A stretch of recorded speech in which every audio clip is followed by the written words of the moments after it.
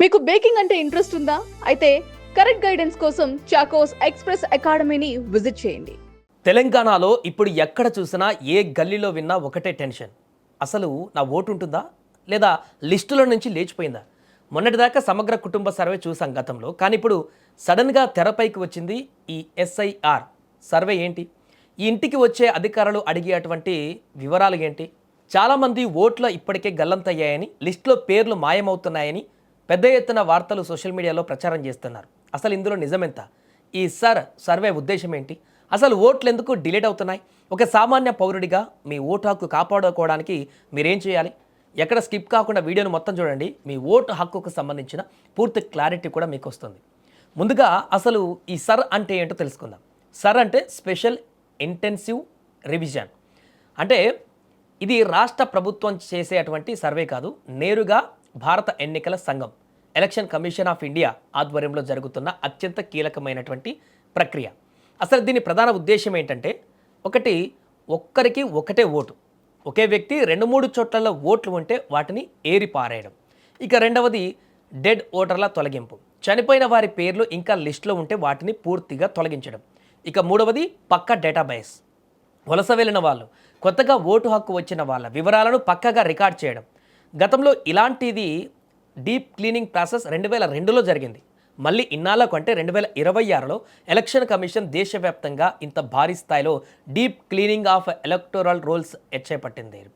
మళ్ళీ ఇన్నాళ్లకు అంటే 2026లో ఎలక్షన్ కమిషన్ దేశవ్యాప్తంగా ఇంత భారీ స్థాయిలో deep cleaning of electoral rolls చేపట్టింది. అంటే ఇది ఓట్లను తీసేయడానికి కాదు, ఫేక్ ఓట్లను క్లీన్ చేసి నిజమైన ఓట్లను ఆ జాబితాలో తయారు చేయడానికి జరుగుతున్నటువంటి ఫిల్టరైజేషన్ ప్రక్రియ. మరి సర్వే ఎలా జరుగుతుంది? ఆన్లైన్లోనా లేక ఆఫ్లైన్లోనా? తెలంగాణలో ఈ సర్వే ప్రక్రియ జూన్ 25న మొదలై జూలై 24 వరకు కొనసాగుతుంది. ప్రతి పోలింగ్ బూత్ పరిధిలో ఉండేటువంటి బూత్ లెవెల్ ఆఫీసర్లు నేరుగా ఇంటికే వస్తారు. వాళ్ళు తమ వెంట 2 ప్రీ ప్రింటెడ్ ఎన్యూమరేషన్ ఫామ్లను తీసుకొస్తారు. అందులో మీ పాత ఓటర్ వివరాలు ఉంటాయి.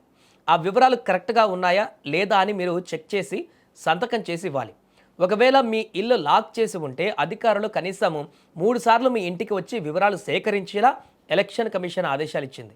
ఇంకో విషయం ఏంటంటే, మీ ఇంటికి అధికారులు రాలేదనుకోండి, మీరు ఆన్లైన్లో కూడా voters.eci.gov.in వెబ్సైట్లోకి వెళ్ళి కూడా మీ వివరాలను అప్డేట్ చేసుకోవచ్చు.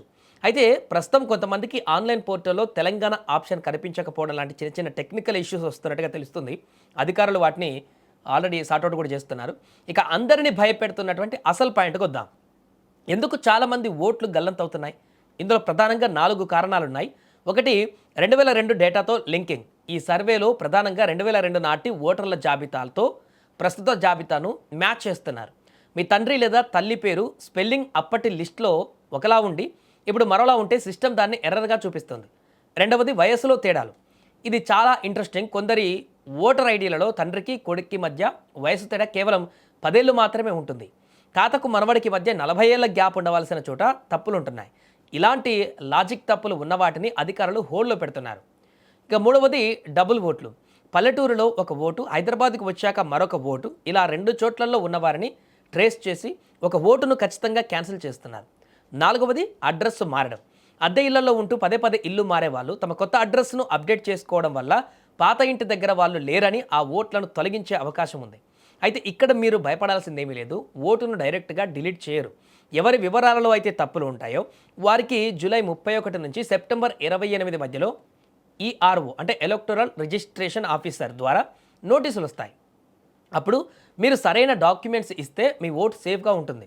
మరి ఇప్పుడు మనం ఏం చేయాలి? చాలా సింపుల్గా తెలుసుకునేటువంటి ప్రయత్నం చేద్దాం. మన ఇంటికి వచ్చేటువంటి బిఎల్ఓ వచ్చినప్పుడు మీ ఆధార్ కార్డు, పాత ఓటర్ ఐడి చూపించి వివరాలు కరెక్ట్గా ఉండేలా ఫామ్ ఫిల్ చేసి ఇవ్వండి. అండ్ జూలై 31న డ్రాఫ్ట్ ఎలక్టోరల్ రోల్ రిలీజ్ చేస్తారు. అందులో మీ పేరు ఉందో లేదో ఖచ్చితంగా చెక్ చేసుకోండి. ఒకవేళ లేకపోతే వరి కావాల్సిన పని లేదు. ఆగస్టు 30 లోపు ఫామ్ 8 ద్వారా మీ అభ్యంతరాలను నమోదు చేసుకోవచ్చు. అక్టోబర్ 1, 2026న ఫైనల్ ఓటర్ల జాబితా విడుదలవుతుంది.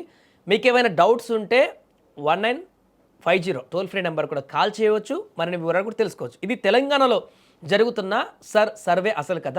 మీ ఓటు పోతుందని అనవసరంగా పానిక్ అవ్వకండి. కాస్త బాధ్యతగా ఉండి వివరాలు అప్డేట్ చేసుకుంటే సరిపోతుంది. మీ కుటుంబ సభ్యులు, ఫ్రెండ్స్ ఓట్లు సేఫ్గా ఉండాలంటే ఈ వీడియోని వెంటనే వారికి వాట్సాప్ గ్రూప్లో షేర్ చేయండి. మీ సర్వే గురించి మీరేమనుకుంటున్నారో కూడా కింద కామెంట్ చేయండి.